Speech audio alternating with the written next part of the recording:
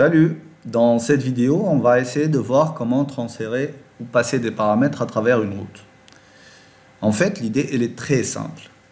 Au niveau de votre routeur, vous allez dire, je veux une route qui va contenir des paramètres. Pour dire qu'une propriété d'une route ou qu'une portion d'une route est un paramètre, il faut tout simplement lui dire slash, par exemple, je veux avoir ma couleur. D'accord? Et donc, là, on lui a informé, ou bien, je vais dire, default.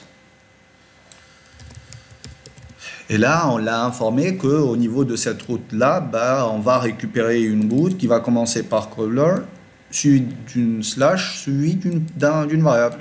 Cette variable-là, elle va s'appeler default, tout simplement. Et donc là, si je reprends mon router, et si j'essaie d'accéder à color, automatiquement, il va m'afficher une erreur.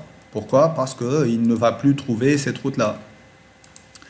Voilà, il me dit, je suis désolé, mais je ne trouve aucune route qui correspond à ce segment-là.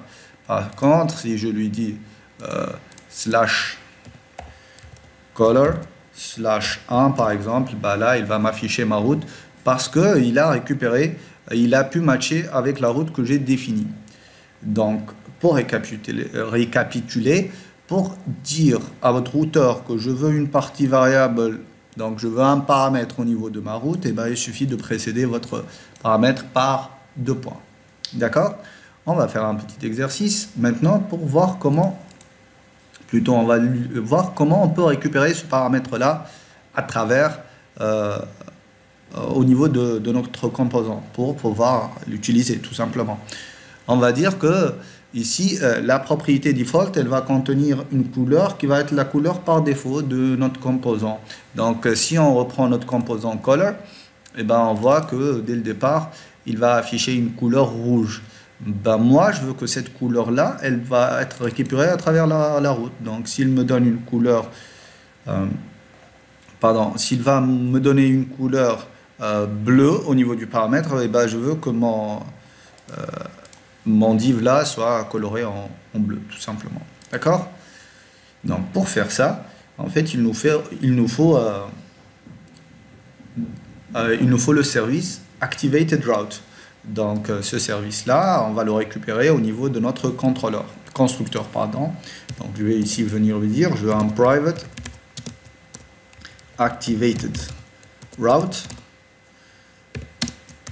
de type Activated Route, tout simplement. Voilà. Et donc, cet Activated Route là, il contient ce qu'on appelle un observable. Donc, cet observable là, il s'appelle params. Donc, on va lui dire this.ActivatedRoute.params. Ici, on va entrer plus en détail au niveau observable lorsqu'on verra la partie HTTP. Pour le moment, un observable, c'est une variable qui va nous envoyer un flux de données. Ce flux de données, on peut le récupérer en nous souscrivant à cet observable-là. Donc, en faisant un subscribe, on s'est inscrit à notre observable et dès qu'il va nous envoyer des données, on va exécuter ce code-là. Cet observable, il peut prendre trois fonctions. La première, c'est la fonction next, qui va nous permettre, en fait, qui va s'exécuter lorsqu'on reçoit de l'information à travers l'observable. La seconde, c'est la fonction error, qui va être exécutée en cas d'erreur. Et la troisième, c'est la fonction complete, qui va être exécutée lorsque, c'est des callbacks, c'est des callback functions. Complete, lorsque, en fait, le flux ça va s'arrêter. Nous, on sait qu'on va récupérer un paramètre, donc ici, je vais lui dire, lorsque je reçois une réponse, qu'est-ce que je vais faire? En fait, la réponse qu'on va recevoir, c'est un tableau qui va s'appeler params. C'est les paramètres, en fait, envoyés au niveau de la route. Et ces paramètres-là, en fait, elles sont identifiées à travers une clé. Donc, je vais lui dire juste console.log de params, tout simplement. OK? Là, on va voir ce qui s'est passé, ce qui se passe. Et après, on va agir en conséquence. Donc, je vais revenir ici. Et là, vous voyez, on a un tableau d'objets, un objet JSON qui contient en fait le nom du param que j'ai envoyé, sa valeur.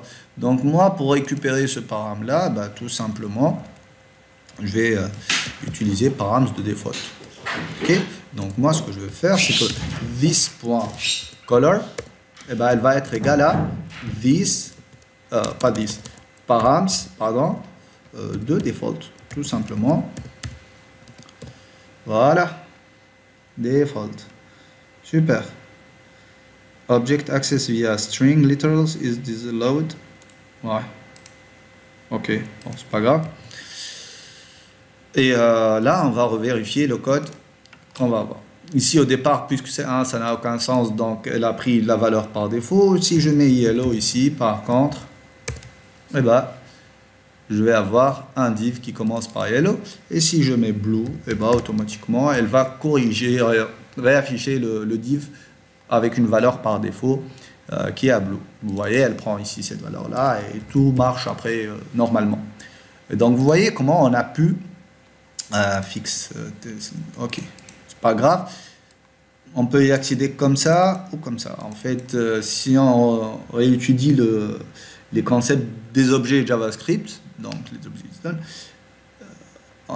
on a deux choix. Ou bien on y accède directement via la propriété, ou bien on y accède comme on l'avait tout à l'heure, comme ça.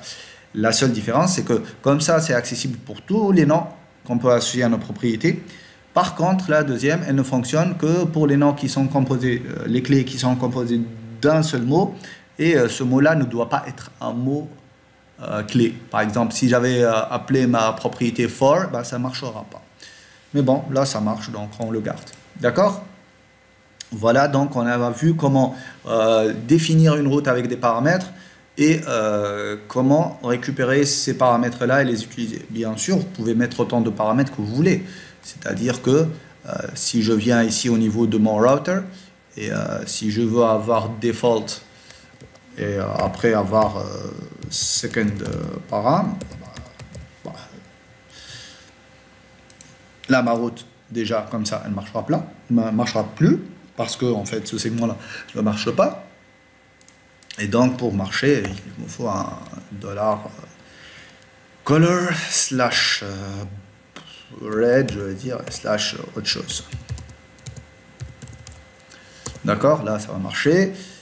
Et si on veut afficher l'ensemble de ces routes là, bah, il suffit d'aller au niveau de ce composant là et lui dire d'afficher en fait ces paramètres. Donc je vais faire un console.log de ces paramètres là et vous allez voir qu'on va avoir un objet qui contient deux propriétés tout simplement.